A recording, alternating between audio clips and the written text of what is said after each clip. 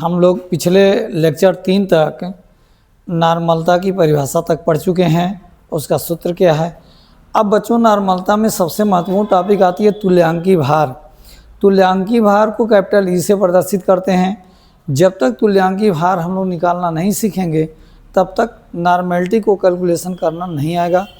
तो अतः हम बताते हैं कि तुल्यांकी भार है क्या और तुल्यांकी भार कैसे निकालेंगे। तो तुल्यांकी भार की परिभाषा क्या है बच्चों, किसी पदार्थ की वह मात्रा जो हाइड्रोजन के 1.008 भाग या क्लोरीन के 35.5 भाग या ऑक्सीजन के 8.0 भाग से संयोग करती है, उस पदार्थ का तुल्यांकी भार कहलाती है।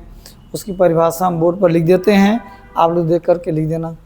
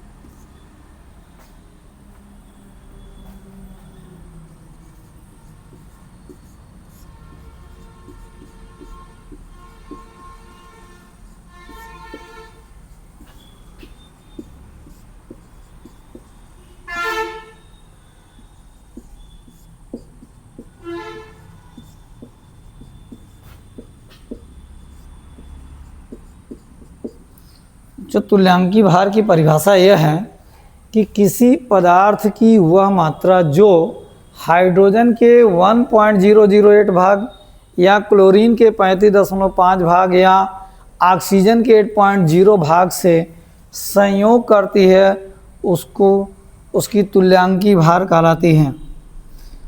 इसे कैपिटल ई से प्रदर्शित करते हैं। इसका कोई इकाई नहीं होता है बच्चों, तुल्यांकी भार का कोई इकाई नहीं होता है। अब हम लोग देखेंगे तुल्यांकी भार कैसे ज्ञात की जाती है। एक एक अम्ल का, तत्व का, क्षार का, लवण का, आयन का, एक एक होकर हम देखते हैं। तो पहला है किसी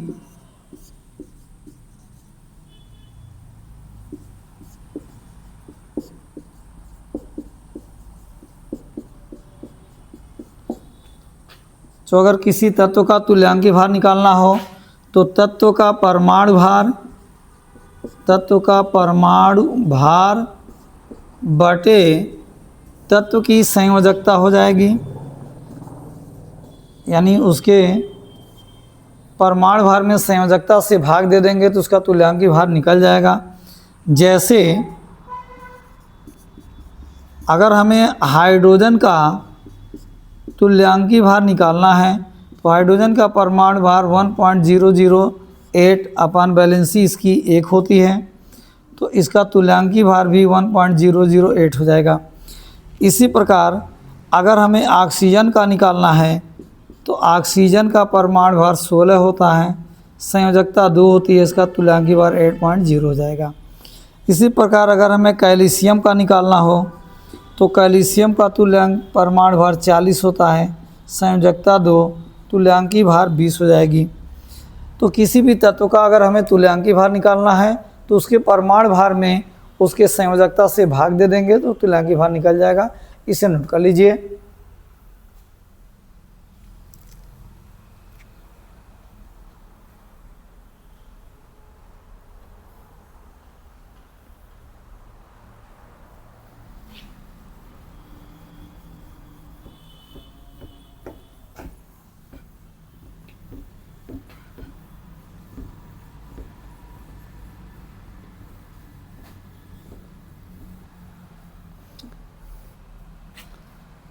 अब हम लोग देखेंगे अम्ल का तुल्यांकी भार कैसे निकलता है। सेकेंड,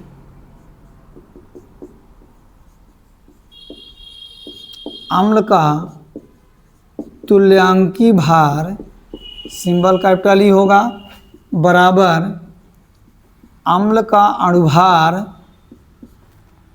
अम्ल का अणुभार बटे अम्ल की क्षारकता,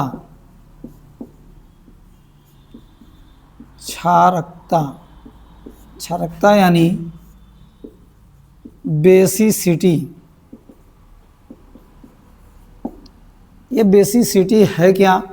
कोई भी अम्ल वियोजित होकर जितना हाइड्रोजन आयन देगा वही संख्या उसकी क्षारकता कहलाती है। जैसे अगर HCl है, यह वियोजित होकर एक हाइड्रोजन आयन और एक क्लोराइड आयन देगा। हाइड्रोजन आयन की संख्या 1 होने के कारण जो इसकी बेसिसिटी यानी क्षारकता होगी 1। उसी प्रकार सल्फ्यूरिक एसिड यह वियोजित होकर के 2 हाइड्रोजन आयन देता है और एक सल्फेट आयन देता है। 2 हाइड्रोजन आयन होने के कारण इसकी जो बेसिसिटी होगी यह 2 होगी। कार्बोक्सिलिक अम्ल CH3COOH में एसिड का ग्रुप COOH होता है। COOH से एक हाइड्रोजन निकलता है। अगर COOH कहीं 2 बार है तो 2 हाइड्रोजन निकलेगा। जितनी बार COOH रहेगा उतने हाइड्रोजन देगा केवल। यानी यह वियोजित होता है CH3CO- प्लस H धनायन, अर्थात ये एक हाइड्रोजन आयन दिया तो एसिटिक एसिड की बेसिसिटी 1 होगी। तो किसी भी अम्ल की बेसिसिटी से अगर उसके अणुभार में भाग दे देंगे तो उसका तुल्यांकी भार निकल जाएगा। फॉर एग्जांपल HCl का तुल्यांकी भार E बराबर 1 + 35.5 अपान बेसिसिटी 1 होगी। तो ये हो गया 36.5 अपान 1, यानी तुल्यांकी भार 36.5 हुआ। इसी प्रकार अगर हमें H2SO4 का निकालना है इक्विवेलेंट वेट, तो H2SO4 का जो मॉलिक्यूलर वेट है यह 98 हो जाएगा। 2 × 1 + 32 + 4 × 16। ये सल्फ़र का परमाणु भार, ये ऑक्सीजन का संख्या 4 है, सल्फ़र 1 है, अपान यह 2 हाइड्रोजन आयन देगा तो इसकी बेसिसिटी 2 हो गई। यह बराबर हो गया 98/2, इसका इक्विवेलेंट वेट 49 आ जाएगा। बच्चों इसी प्रकार से अगर हमें ऑक्सैलिक एसिड का निकालना है COOH single bond COOH × 2H2O या H2C2O4 × 2H2O, यह ऑक्सैलिक एसिड है, ऑक्जेलिक एसिड। तो ऑक्जेलिक एसिड का अणुभार निकाल लेंगे तो हो जाएगा, देखिए 2 कार्बन है तो 2 × 12 हो गया, 4 ऑक्सीजन है तो +4 × 16, 2 हाइड्रोजन है यहाँ पर 2 × 1 प्लस जल का अणुभार 18 होता है, संख्या 2 है तो 2 × 18 बटे 2, कार्बोक्सिलिक समूह 2 बार है तो 1 हाइड्रोजन यहाँ से यहाँ 2 मिलेगा तो इसमें बेसिसिटी इसकी 2 हो गई। ये टोटल आ जाएगा 126/2, यानी इक्विवेलेंट वेट 63 हो जाएगी।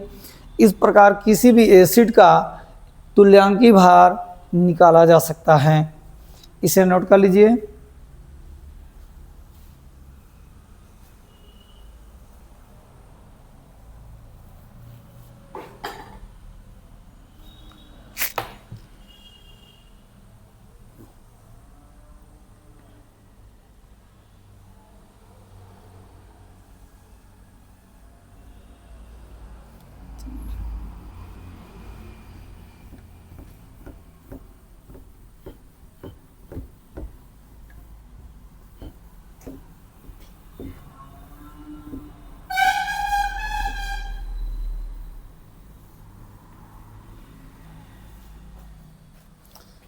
अब हम लोग थर्ड पॉइंट देखेंगे, क्षार का तुल्यांकी भार निकालना।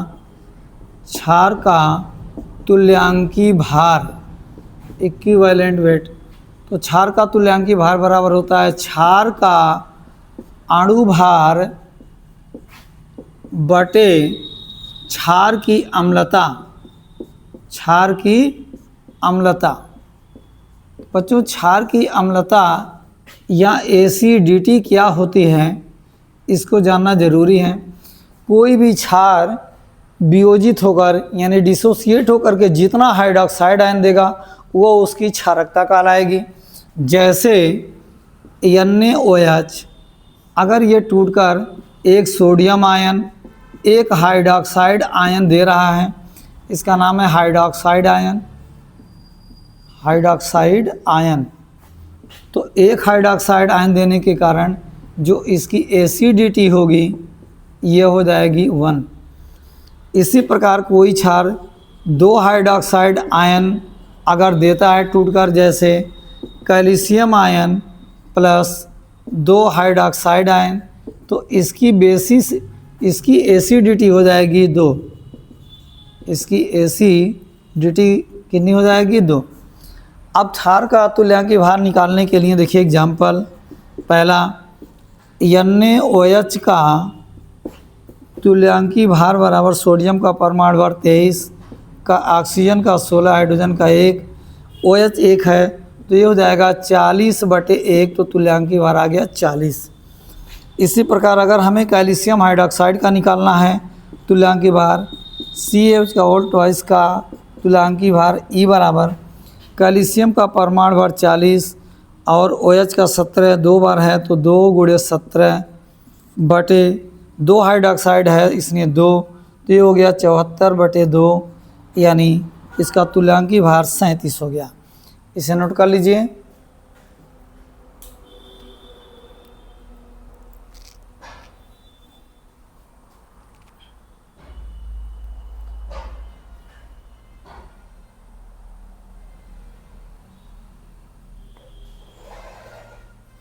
चलिए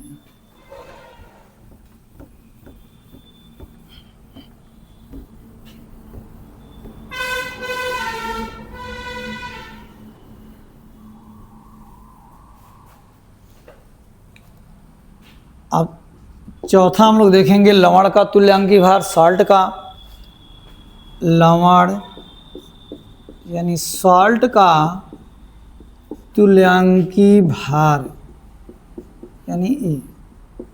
किसी भी सॉल्ट का तुल्यांकी भार निकालने के लिए सॉल्ट के मॉलिक्यूलर वेट में उसके जो धनावेश होंगे यानी पॉजिटिव चार्ज की संख्या से डिवाइड कर देते हैं, तो हो जाएगा लवण का अणु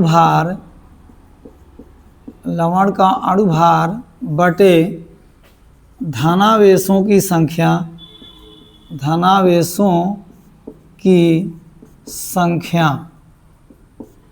फॉर एग्जांपल अगर NaCl का हमें तुल्यांकी भार निकालना है तो ये हो जाएगा सोडियम का परमाणु भार 23 प्लस क्लोरीन का 35.5 अपान सोडियम पर एक धनावेश होती है तो बट 1, तो ये हो गया 58.5/1, तो इसका इक्विवेलेंट वेट 58.5 आ गया। इसी प्रकार अगर हमें और किसी सॉल्ट का निकालना है, जैसे CaCl2 का निकालना है, तो E बराबर हो जाएगा कैल्शियम का 40, क्लोरीन 2 है, परमाणु भार 35.5, तो 2 × 35.5, कैल्शियम पर 2 प्लस चार्ज होता है क्योंकि ये सेकेंड ग्रुप का एलिमेंट है, तो यहाँ 2 हो जाएगा। यह बराबर हो गया 111/2, यानी तुल्यांकी भार 55.5। अगर हमें कैल्शियम कार्बोनेट का निकालना है तुल्यांकी भार E बराबर, तो ये हो जाएगा कैल्शियम का 40, कार्बन का 12, ऑक्सीजन का 3 × 16, कैल्शियम पर 2 धनावेश तो बराबर 100/2, यानी तुल्यांकी भार आ गया 50। तो इस प्रकार किसी भी सॉल्ट का हम तुल्यांकी भार निकाल सकते हैं, इसे नोट कर लीजिए।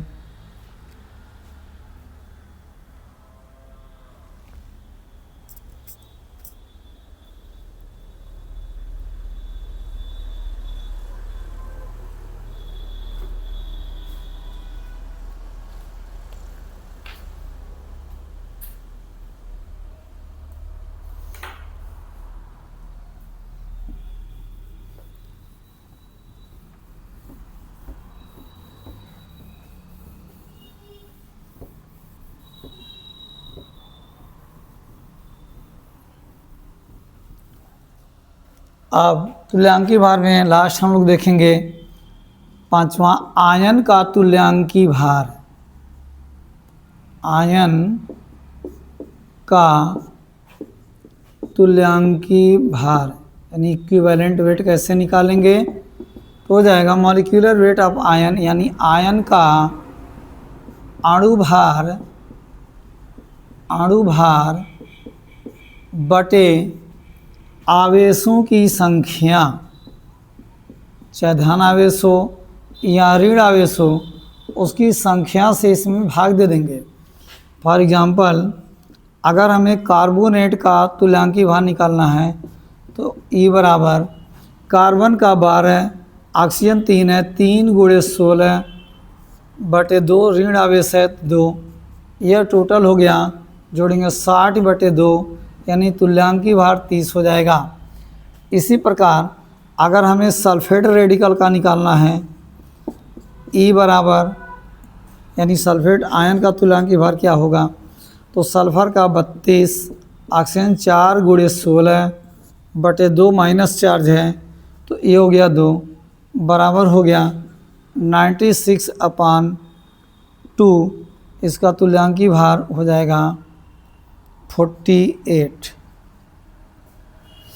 इसी प्रकार अगर अमोनियम आयन का निकालना है, ये अमोनियम आयन इसका नाम है, अमोनियम आयन का तुल्यांकी भार बराबर कि नाइट्रोजन का परमाणु भार 14, हाइड्रोजन का 1, तो 4 × 1 बटे 1 धन आवेश है तो 1 हो जाएगा।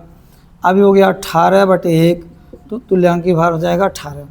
तो इस प्रकार देखिए हम लोग तत्वों का तुल्यांकी भार निकालना, अम्ल का, क्षार का, लवण का, आयन का सीख लिए, तो सबकी तुल्यांकी भार निकालने आ जाएगा। फिर इसको रख के हम लोग नॉर्मलता के न्यूमेरिकल को आसानी से लगाएंगे। बच्चे जितने भी टॉपिक हम बता रहे हैं सभी पर न्यूमेरिकल बताएंगे। ये सब समाप्त हो जा रहा है, पीपीएम अभी फॉर्मूला बताएंगे, उसके बाद सारा पर न्यूमेरिकल हम बताएंगे, इसे नोट कर लीजिए।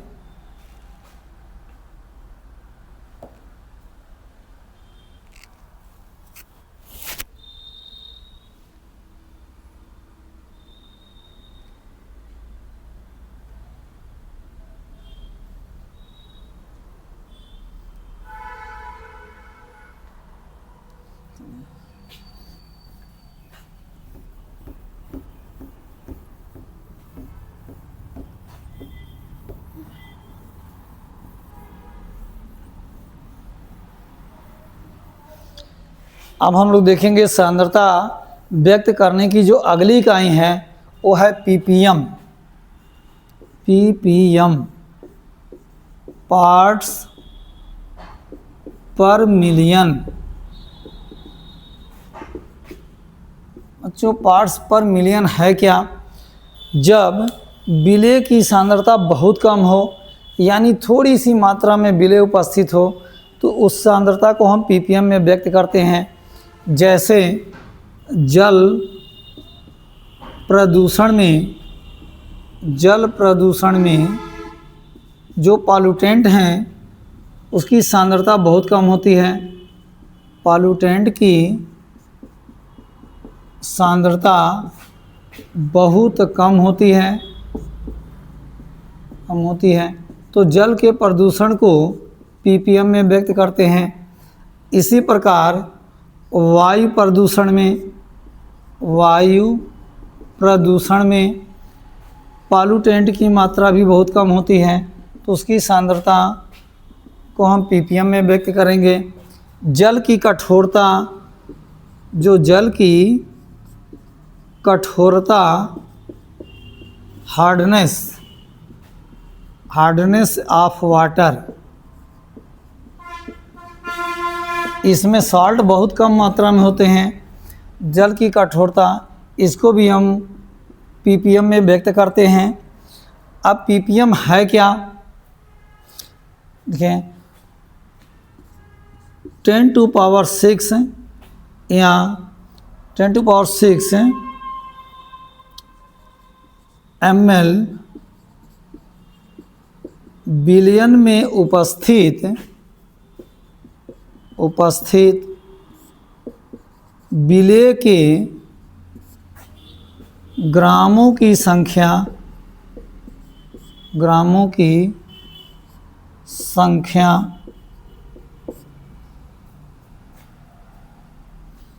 यहाँ ग्राम रहेगा, 10⁶ ग्राम बिलियन में उपस्थित विलेय के ग्रामों की संख्या उस बिलियन की ppm में सांद्रता कहलाती है, सांद्रता कहलाती है। ppm बराबर होता है विलेय का द्रव्यमान ग्राम में अपान बिलियन का द्रव्यमान ग्राम में गुणे 10⁶। जो ppm की ये परिभाषा 10⁶ ग्राम बिलियन में उपस्थित विलेय के ग्रामों की संख्या उस बिलियन की ppm में सांद्रता कहलाती है। ppm बराबर होता है विलेय का द्रव्यमान ग्राम में बटे बिलियन का द्रव्यमान गुणे 10⁶। इसे नोट कर लीजिए।